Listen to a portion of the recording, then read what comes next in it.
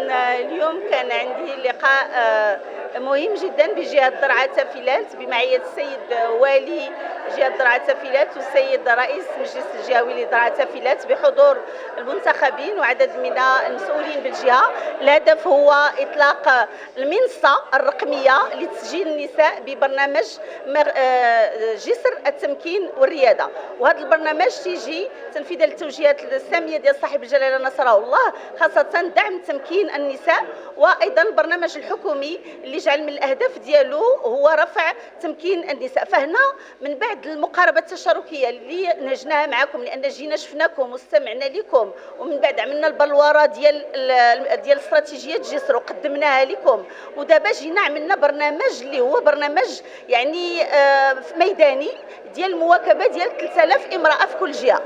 فطلقنا المنصه غير فاش طلقناها الصباح سجلات اكثر من 139 امراه ومازال كيتسجلوا في جميع الجهات. هذا النقطه الاولى. فكنشجع النساء انهم يتسجلوا باش يكون عندهم المواكبه للتمكين الاقتصادي. النقطه الثانيه اننا طلقنا مع وكاله التنميه الاجتماعيه برنامج ديال الحاضنات الاجتماعيات، فكنطلبوا من الجمعيات ديال جهه درعا تافيلات انهم يتسجلوا في الحاضنه الاجتماعيه باش ممكن يواكبوا هاد النساء. حنا غادي نمولوا لهم هذا الدعم اللي جمعناه من عند يعني من وزاره التضامن الاجتماعي الاجتماعي والاسره، من الجهات، من ايضا الولايات والاقاليم، باش غادي ندعموا هاد النساء وتكون المواكبه ديالهم لخلق النشاط الاقتصادي. نبغي ايضا نشير اننا اغتنمنا هذه الفرصه باش شفنا المشاريع اللي تم التمويل ديالها.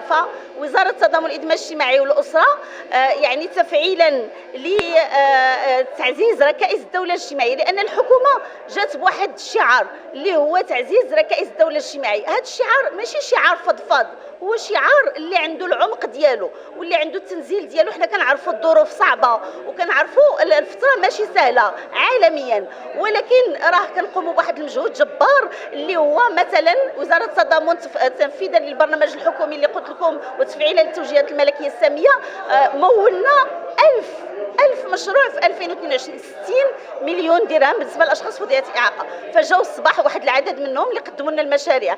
ايضا بالنسبه للاشخاص فضيات اعاقه كان توزيع المعينات التقنيه اكثر من 60 مليون درهم في 2022 ديال المعينات التقنيه. فاذا هذا واحد المجهود جبار. ايضا اضفنا الاطفال فضيات التوحد والاطفال ديال القمر، تم توزيع الاقنعه عليهم. هذه مجهودات كبيره. خلقنا ايضا الحاضنات الاجتماعيات مع مؤسسه مع وكاله التنميه الاجتماعيه. فاذا هذا المجهود تنقوم به في الالتقائيه مع المبادره الوطنيه للتنميه البشريه ومع عدد من الفاعلين، خاصه الجهات والاقاليم اللي كيقوموا ايضا بمجهود جبار. فهنا كنبغي نقول كنوه صراحه بجهه درعا تافيلات، لانني لقيت واحد الانخراط قوي جدا سواء من ناحيه الجهه او الولايه او حتى المجتمع المدني، من خارج الجمعيات كتحرك بواحد يعني بواحد الديناميكيه مهمه جدا. فهذا الشيء اللي بغينا باش يكون التطور ديال هذه المنطقه ان شاء الله وديال بلادنا تحت القياده الرشيده لصاحب الجلاله نصره الله. والسلام عليكم.